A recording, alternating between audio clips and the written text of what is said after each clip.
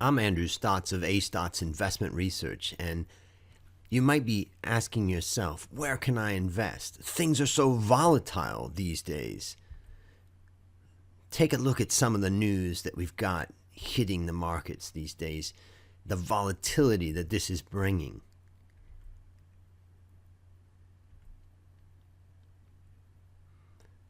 I'm going to tell you 4 hot countries that I think are interesting and off the beaten track. But before I do, let's remind ourselves that volatility is opportunity for the active investor. So we have plenty of it now, and we'll probably have plenty more in fourth quarter. You can see the collapse in the indices in emerging world equity. Of course, a lot of that's driven by China. And you can see the volatility in the fall in the developed world markets. During these times, 2 things matter. Make sure that you're diversified and look for some extreme opportunities. Have you ever looked back and thought, God, I wish I bought it when it was down there? This is what I mean by extreme opportunities. So, how to do this, how to stay diversified and explore extreme opportunities? I look at some country ETFs. That way I don't buy any specific stocks, but I can avoid company-specific risk. So I'm going to present to you 4 countries I think are off the beaten track and are potentially extreme opportunities. But you may get nervous. You may get scared. Now, the countries are in 4 different parts of the world, so I think that they'll provide diversification.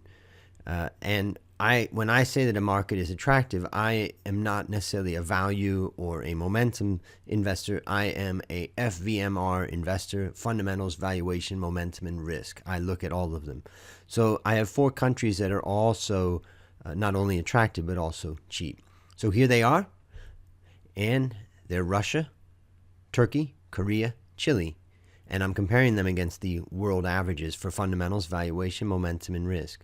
And we can see that on a price-to-book basis, all of these countries are very cheap, some extremely cheap relative to the world, like Russia. So let's take a look at each one of them individually.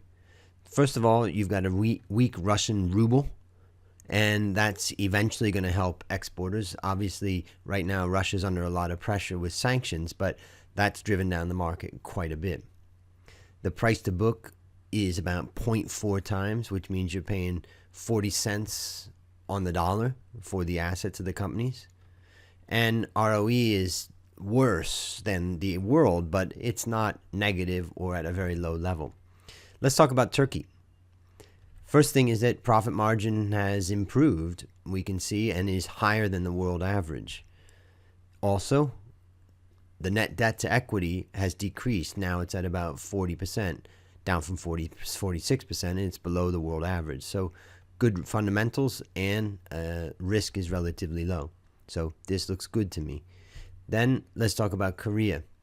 The Korean won has weakened against the US dollars, and Korean companies are more efficient than the global average when it comes to asset turnover. And finally, the market is trading on about 0.9 times price to book, so a pretty big discount to the book value.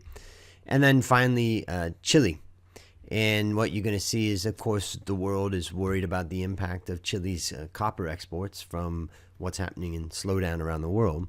But earnings still are expected to grow at about 14% compared to a world average of 1%. And Latin America is at about minus 12%.